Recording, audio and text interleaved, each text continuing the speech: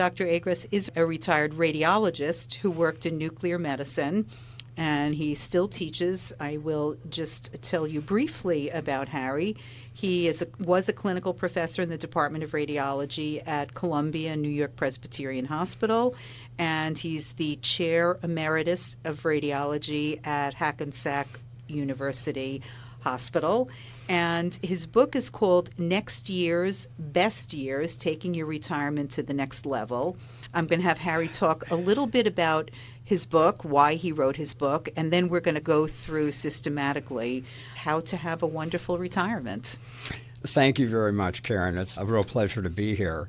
I'd like to just start off by saying that I think retirement is one of the most unique and gratifying and joyful periods of our lives. And I'm happy to share today how I came to that point.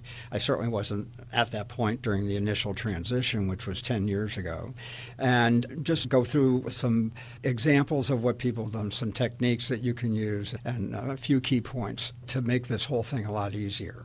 So I just want to say one thing, just to be clear, I am not retiring yet. So I'm not having the show to imply that I'm retiring. I am still working, and I'm not ready to retire, which is one of the things I think we can talk about, how when you're ready to retire. Right, we can get into that. We can talk about it. Anyway, I didn't mean to say that. I didn't mean to interrupt you, but I didn't want any of my patients who are listening to think that I'm retiring, because I'm not yet.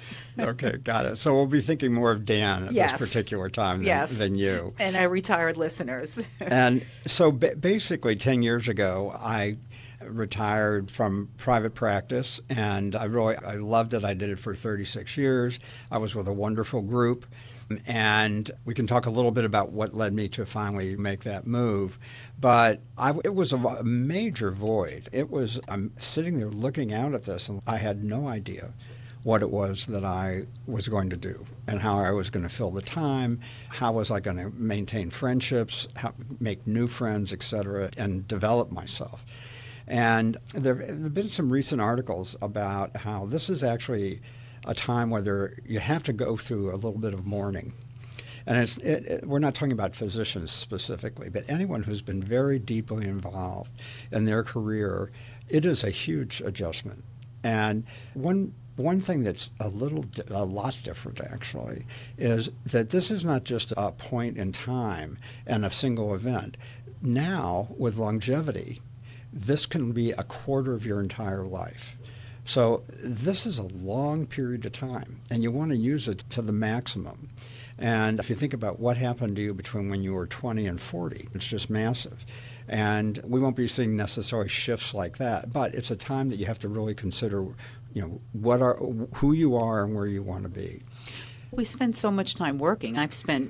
Many people spend more of their lives working than they do not working at the point that they decide to retire. Some people work for a shorter period of time and retire. They're all different paradigms, obviously. But I think for me anyway, I have been working longer than I've not been working. So It is certainly, it will be a period of mourning to give that up or to end it or whatever. It is almost, I don't want to say it's like a death, but something that was there that's no longer there. Yes. And this is frequently called enmeshment, and it's one of the big issues when you first retire, which is your whole identity can be caught up in the way you have been, and it makes sense.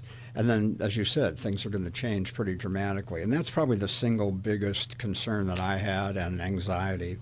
In terms of how do you approach it, I think in the beginning, a lot of people just want to relax. They're burned out or they're whatever. And I think we're good to understand that this is something that we need, but what we're not so great at is how long will that feeling last. And now that we have the whole longevity situation, it's time to really start reevaluating things. And so I knew that I had to really start doing some self-reflection, and I had to really start to reassess what I was going to be.